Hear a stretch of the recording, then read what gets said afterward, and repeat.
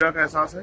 क्या उनको हमारे दर्द का, हमारी आर्थिक स्थिति का, सामाजिक असमानता का, आर्थिक असमानता का और जो जुल्म हम पे होता है उसका एहसास है? क्या उनके पास कोई आंकड़ा है? तो बहुत कुछ है। और फिर हम कॉन्स्टिट्यूशन के आर्टिकल 341 को भी देखेंगे, उसका वॉयलेशन ना हो जाए। हमें ये भी देखना पड़ेगा कि जब मैंने पहले भी कहा था, जब इकोनॉमिक वीकर सेक्शन पे ऑर्डर आया था तो उसमें SC/ST कितने लोग थे? क्या SC/ST के लोग से बेहतर SC/ST के बारे में कोई सोच सकता है? अगर सोच सकता है तो 75 सालों में क्यों नहीं सोचा गया? NCRB का डाटा देखता है क्या सुप्रीम कोर्ट? क्या जितने फैसले दिए गए उनकी मॉनिटरिंग करता है क्या? सरकारों की मंशा नहीं जानते हम लोग कि सरकार किस तरह से, जब सरकारें बदलती, हमने उत्तर प्रदेश को देखा, जिस जाति से जुड़े हुए लोग पॉलिटिक्स में नहीं होते थे उनके लोगों को पूछता नहीं था। और फिर मैंने ये भी देखा कि उनके अधिकारियों को क्या सहना पड़ता था। जब BSP की सरकार गई तो समाजवादी सरकार में क्या हुआ, और समाजवादी सरकार गई तो यादव समाज के लोगों के साथ क्या हुआ, जाटव समाज के लोगों के साथ क्या हुआ, सब देखना पड़ेगा। ऐसा नहीं होता है। सर, सैद्धांतिक तौर पर आप क्या मानते हैं, दलित और आदिवासी समाज में जो लोग पीछे छूट गए, इस आरक्षण का लाभ नहीं मिला, उनके लिए अगर अलग से वर्गीकरण का प्रावधान किया जाता है तो सैद्धांतिक तौर पर आप इसमें है कहाँ आरक्षण?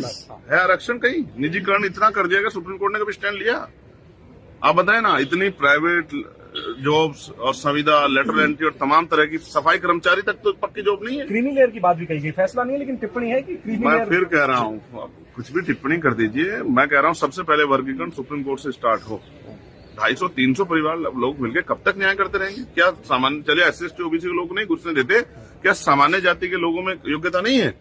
आपने EWS में जो धोखा किया, क्या सबने नहीं देखा कि आपने कहा कि गरीबों को कहाँ मिला EWS का लाभ? आप कोटे 8 लाख की जब सीमा आप तय करते हैं तो जो 2-4 लाख रुपए कमाने वाला जो वो है जनरल कास्ट का व्यक्ति है, तो वो तो उसको तो कोई अवसर नहीं मिलेगा जब 8 लाख तक के लोग चल जाएंगे। कोटे के अंदर कोटा होना चाहिए, नहीं होना चाहिए SC/ST? मैं कह रहा हूँ संख्या तो गणना कर लो, 15% रहेगी क्या? तब से अब तक चली आ रही 15 ही रहेगी क्या आपका 20-25 पहुंच गई हो तो 15 में से देना चाहते हो? मैं कह रहा हूँ संख्या के आधार पर दे दो ना सभी लोगों को, जिसकी इतनी संख्या, किसी के साथ धोखा नहीं होना चाहिए।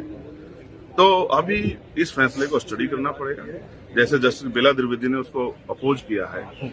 और इस सबसे महत्वपूर्ण मेरे लिए है कि कौन से वकील खड़े थे, उनमें कितने SC/ST के थे, जो जज थे उनमें कितने SC/ST के थे, क्या वो हमारे दर्द